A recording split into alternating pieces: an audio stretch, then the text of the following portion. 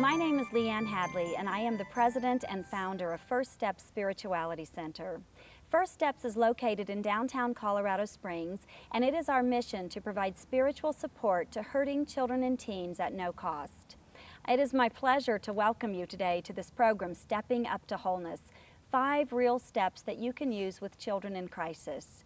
I hope that this DVD will be helpful for you and that by the time you finish watching it, you will have skills that you can use today, tomorrow, and the next day as you encounter children in your life who are in pain and in crisis. I've been working with children who are in crisis for the past 20 years, and whenever they come to my center, they sit down and they tell me about their problems and about what has been hurting them in their lives. And I ask them a question: what has either made it easier for you or harder for you to deal with this crisis? I was amazed that 90% of these children say to me, what has made it harder is that the adults in my life don't care. This isn't true. You know that these children are surrounded by adults who care about them.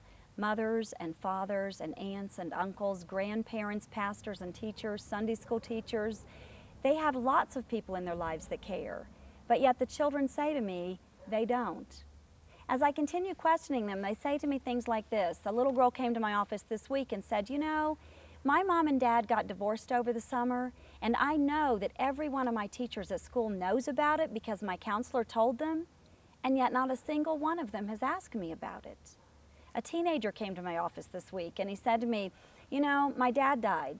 And the pastor came to our house after the funeral, and the pastor asked my mom how she was doing and my aunt how she was doing, asked other adults that were there how they were doing. And then he comes over to me, punches me in the arm and says, how are those Broncos doing? Like I care. Why wouldn't he ask me how I was doing? I think that the reason the adults aren't asking these children how they're doing is for 2 reasons. One is they're afraid of saying the wrong thing, and they're afraid that by saying the wrong thing, they'll hurt the child or the teenager in some way. The second reason is that they aren't prepared and they just don't know what to say to these children.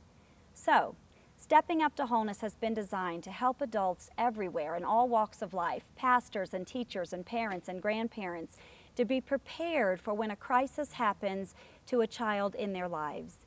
And as they are prepared, they'll know not only what to say, but they'll have tools that they can use to help the children not only express their feelings, but move forward into healing and into wholeness.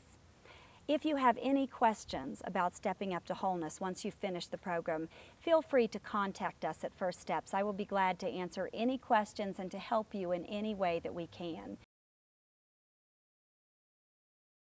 Stepping Up to Wholeness is a 5-step process which gives you the tools to help children express themselves and move towards healing and wholeness.